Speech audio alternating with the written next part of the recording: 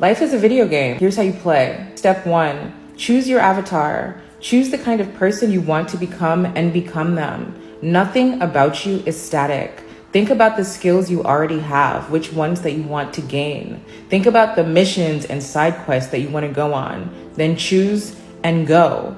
This is up to you. Only you can make the decision to play. No one is going to hit start for you. Step 2, gain XP.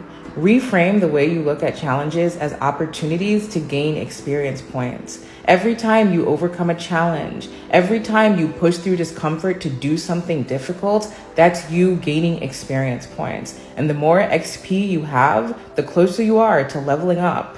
You only get better by getting better. And step 3, keep going. What happens when you lose in a video game? You spawn right where you are and you go again. As long as you hit continue before the countdown, you're still in the game. You didn't lose, you didn't fail, you just need to gain the necessary skills to clear the level and move on. There are two types of people in this life. You have the NPCs, the non-player characters like the video games, who are controlled by programming, and they make 90% of the players. The NPCs are stuck in level 1 thinking and awareness. They only know cause and effect. They say things like, I can't, I'll never be able to do that, I'm just unlucky. They're the people that will only ever wait for good things to come to them. Most likely never comes. The second type, making up the remaining 10%, are your player characters, the leaders, the protagonists in the game of life.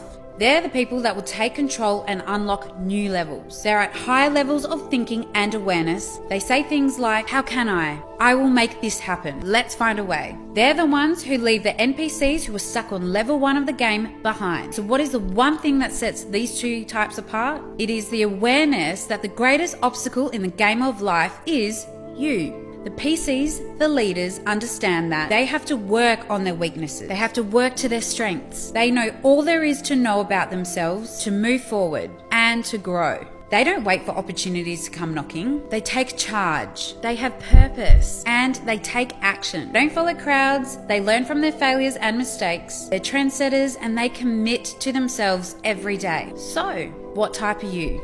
I'm sitting here thinking about the past 5 years of my life, leaving my corporate job, starting this coaching business. Now I host retreats. I travel every single month. I have amazing spiritual friends. And let's just also say that I'm glazing over all the hard parts of that, all the losing of the friendships, all the overcoming the limiting beliefs, the late nights, all of it. But genuinely, I'm sitting here and I'm like, life is literally made up. If you believe you can do something, like you just do it and that's it. I was just like, yeah, I don't want to work in the corporate world anymore. And I had the audacity and the confidence and the courage to do that. And then it worked. And then I said, yeah, I want to be a coach. I want to start a coaching business. I know that this is my path. I just trust myself. It worked. This year I said, I want to start hosting retreats again. I just want to go over the world, bring girls to travel, have fun, heal, start their businesses. Doing that now. There's no rules, guys. You literally can do whatever you want if you believe you can.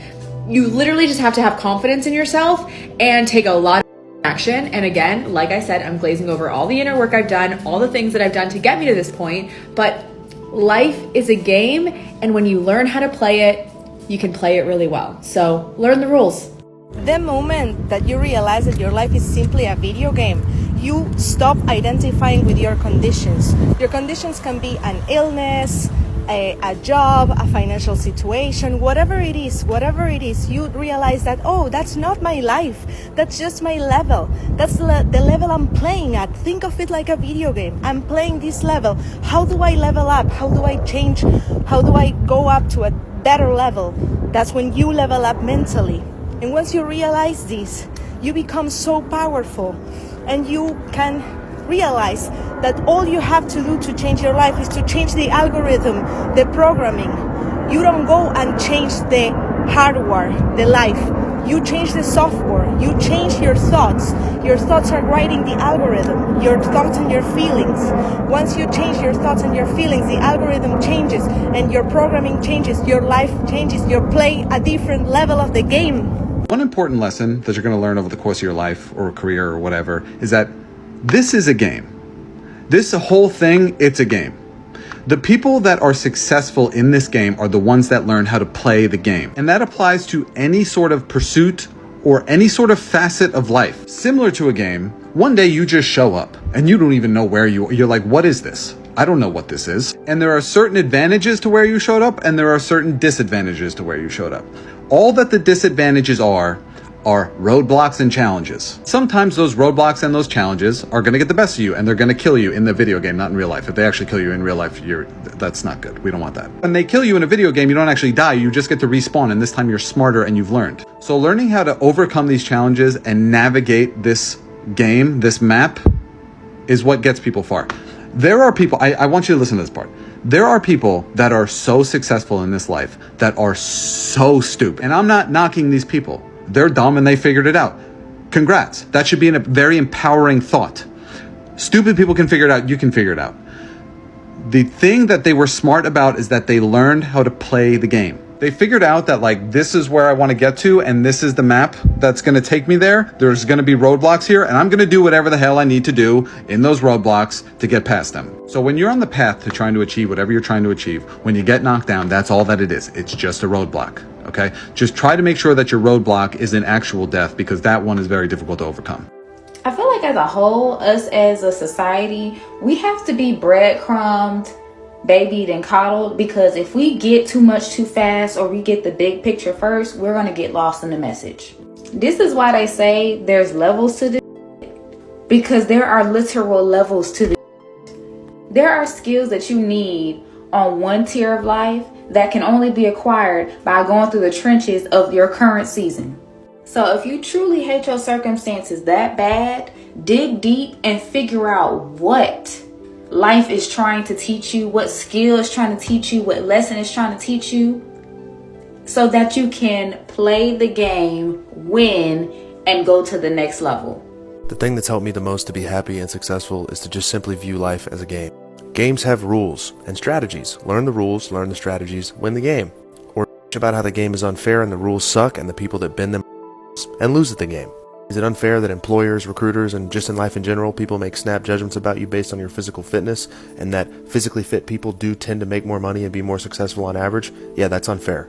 Is it unfair that employers and recruiters will notoriously offer wages well below budget because they want you to do as much work as possible for as little pay as possible, because every business's goal, no matter how big or small, is to maximize revenue and minimize expenses?